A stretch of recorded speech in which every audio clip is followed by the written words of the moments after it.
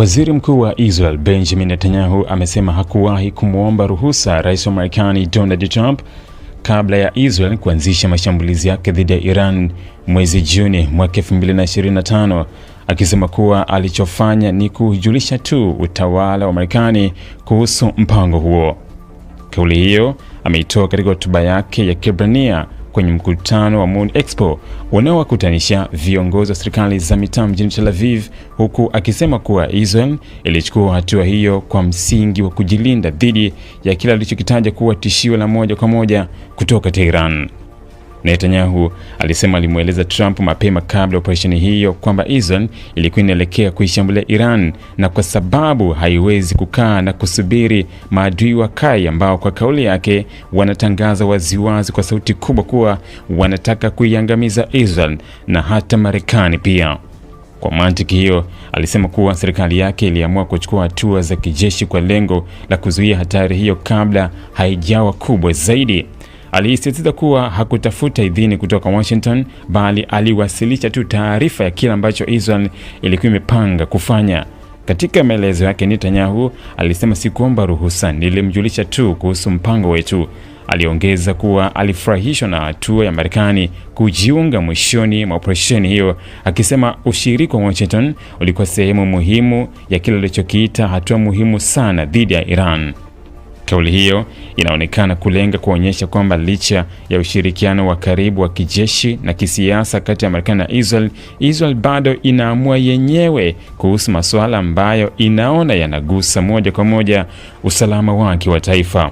Kauli za Netanyahu zinakuja katika kipindi ambacho uhusiano kati ya Jerusalem na Washington unaonekana kuwa na msuguano wa kisiasa kuhusu namna ya kushughulikia swala la Iran baada ya vita vya mwaka huu. Ripoti zinaonyesha kuwa Trump bado anaendelea kusukuma uwezekano wa kufikiwa kwa makubaliano mapya na Iran, jambo ambalo limeibua wasiwasi ndani ya uongozi wa Israel kuhusu iwapo Marekani inaweza kuweka vikwazo au masharti yatakayopunguza uhuru wa Israel kuchukua hatua za kijeshi dhidi ya Iran katika siku zijazo. Katika muktadha huo, msisitizo wa Netanyahu ni kwamba hakuomba ruhusa unaonekana pia kwa ujumbe wa kisiasa unaolenga kusisitiza uhuru wa kimkakati wa Israel mbele ya mshirika wake mkuu. Waziri mkuu huyo alitumia hotuba yake pia kutetea kwa upana mafanikio ya kijeshi ambayo serikali yake inadai imeyapata dhidi ya Iran, Hamas katika ukanda wa Gaza na Hezbollah nchini Lebanon tangu shambulio la Oktoba 7 mwaka 2023 lililoongozwa na Hamas dhidi ya Israel. Kwa mujibu wa Netanyahu, mabadiliko makubwa katika sera ya usalama ya Israel ni kuondoka kwenye mtazamo wa kusubiri kushambuliwa na badala yake kuchukua hatua za mapema dhidi ya vitisho vinavyoonekana.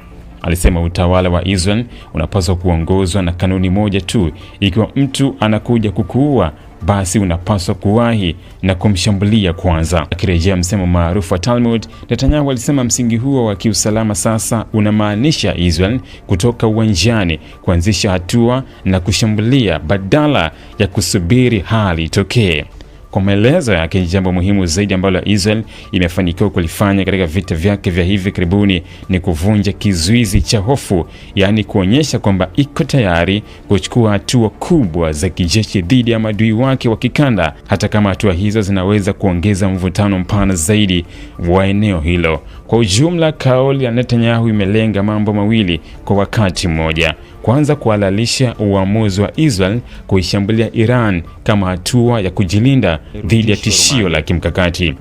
Pili, kuonyesha kwa hadhira ya ndani na ya kimataifa kwamba Israel haitaki kuonekana kama taifa linalosubiri idhini ya Washington kila inapofikia maamuzi ya usalama wa taifa. Hata hivyo, kauli hiyo pia inaakisi hali halisi ya kisiasa iliyopo sasa, ambapo pamoja na ushirikiano wa karibu kati ya Marekani na Israel, bado kuna tofauti za kimtazamo kuhusu mpaka wa hatua za kijeshi dhidi ya Iran na nafasi ya kidiplomasia katika kumaliza mzozo huo. Ili kuwa mwanafamilia bora wa Global TV, usisahau kusubscribe, like, kushare na kucomment. Baada ya kusubscribe, bonyeza alama ya kengele ili kupata taarifa kwa kila video inayopanda Global TV Online.